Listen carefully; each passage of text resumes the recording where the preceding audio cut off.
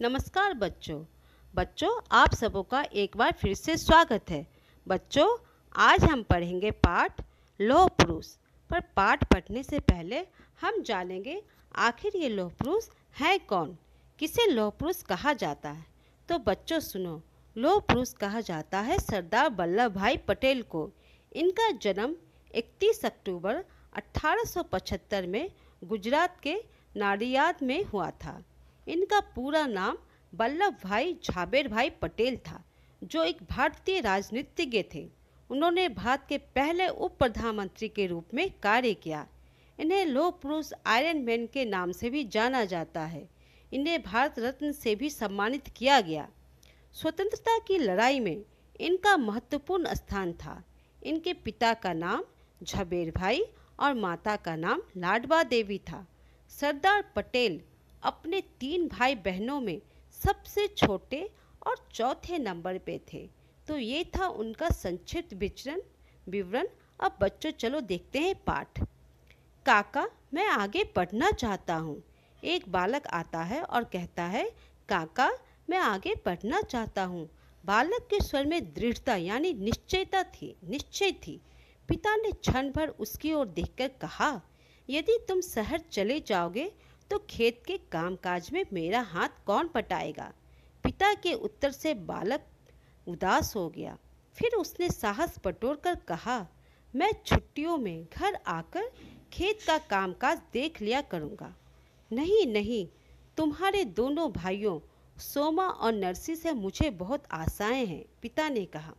छोटे काशी को भी मैं पढ़ाना चाहता हूँ और बड़ा भाई विट्ठल मुंबई में पढ़ रहा है, पिता ने समझाते हुए कहा। पिता का उत्तर सुनकर बालक ने कहा, मैं आपका आज्ञाकारी पुत्र हूँ।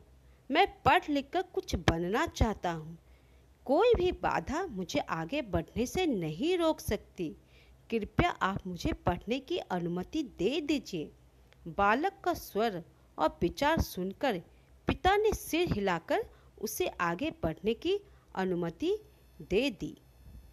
दृढ़तापूर्वक अपनी बात पिता के सामने रखने वाला यह बालक वल्लभ ही था। बच्चों, जब पिता ने कहा, नहीं तुम शहर नहीं जा सकते, यहाँ मेरे हाथ बटाने के लिए कोई नहीं है, तो सरदार वल्लभ भाई पटेल ने बड़े ही आराम से उत्तर दिया, पिता मैं आपका आज्ञाकारी पुत्र हूँ।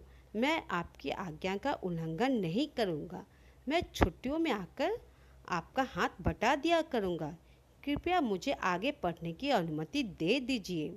इतने निश्चय से कोई बालक अगर अपने पिता से कोई बात कहे तो भला कोई पिता कैसे टाल सकता है।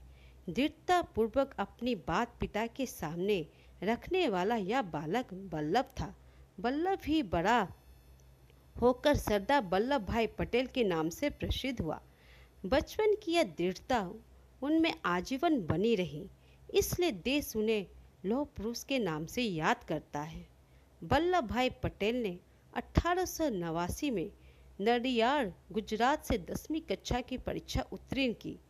10वीं तक आते आते वल्लभ ने अपने आने वाले जीवन के विषय में निर्णय ले लिया था, जबकि इतनी छोटी उम्र में बच्चे सोच भी नहीं सकते कि उन्हें आगे क्या करना है। तभी उन्होंने ठान लिया था कि उन्हें आगे क्या करना है। वे जान चुका था कि जो इंग्लैंड से कानून की पढ़ाई करके भारत आते हैं उन्हें धन और यश दोनों मिलते हैं। इंग्लैंड जाकर कानून की पढ़ाई करना ही वल्लभ भाई के जीवन का उद्देश्य बन गया। उसने रात दिन कठोर परिश्रम शुरू कर दिया। वल्लभ भाई ने मुख्तारी की परीक्षा उत्तीर्ण करके नाडियाड न्यायालय में वकालत शुरू कर दी। बच्चों, मुख्तारी का मतलब है एक प्रकार का कानूनी सलाहकार, जो पद में वकील से छोटा होता है। उसकी परीक्षा भी उन्होंने पास कर ली और वहीं वकालत शुरू कर दी। कानून की बारीकियों को प्रभावशाली ढंग से प्रस्तुत करने के कारण उनकी गिनती प्रसिद्ध वकीलों में होने लगी। वह इंग्लैंड जाने के लिए पैसे जोड़ते रहे। वह दिन आया जब उन्होंने इंग्लैंड जाने की समूची कार्रवाई पूरी कर ली। वह यात्रा संबंधी आदेश की प्रतीक्षा करने लगे। वर्षों का सपना पूरा होने वाला है, यह सोच सोचकर वल्लभ भाई मन ही मन प्रसन्न होते। तभी एक दिन, वल्लभ वल्लभ कहाँ हो? देखो, किसी अज्ञात हितैषी ने मेरा इंग्लैंड जाने का टिकट भेजा है। चिल्लाता हुआ उनका बड़ा भाई विट्ठल उनके पास आया।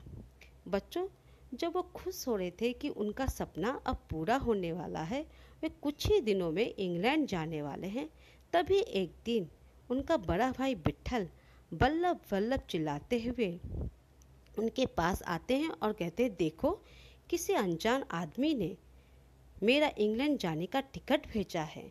चिल्लाता हुआ वह बड़ा भाई विट्ठल उनके पास आया। यह टिकट मेरा है, तुम्हारा नहीं, कहते हुए वल्लभ भाई ने अपने बड़े भाई के हाथ से लिफाफा ले लिया। यह सुनते ही वल्लभ ने उनके हाथ से लिफाफा लेते हुए कहते हैं, यह टिकट मेरा है, तुम्हारा नहीं, कहते हुए वल्लभ भाई ने अपने बड़े भाई के हाथ से लिफाफा ले लिया। लिफाफे पर अंग्रेजी में लिखा था, V.J. पटेल वकील बोरसद। वल्लभ भाई समझ गए कि यह लिफाफा गलती से उनके बड़े भाई के हाथ में लग गई है, क्योंकि वल्लभ भाई जैसे अंग्रेजी में अपना नाम लिखते थे, ठीक उसी प्रकार उनके बड़े भाई विट्ठल साहब भी अंग्रेजी में इसी प्रकार अपना नाम लिखा करते थे। शायद इसी गलतफहमी की वजह से यह लिफाफा उनके बड़े भाई के हाथ में पड़ गई है। बच्चों, इस पाठ को हम आज यहीं तक पढ़ेंगे। आगे की पढ़ाई हम इसी वीडियो के पार्ट 2 में करेंगे। आशा है आप इस पाठ को यहाँ तक जरूर समझे होंगे। आगे की पढ़ाई हम नेक्स्ट वीडियो के पार्ट 2 में करेंगे।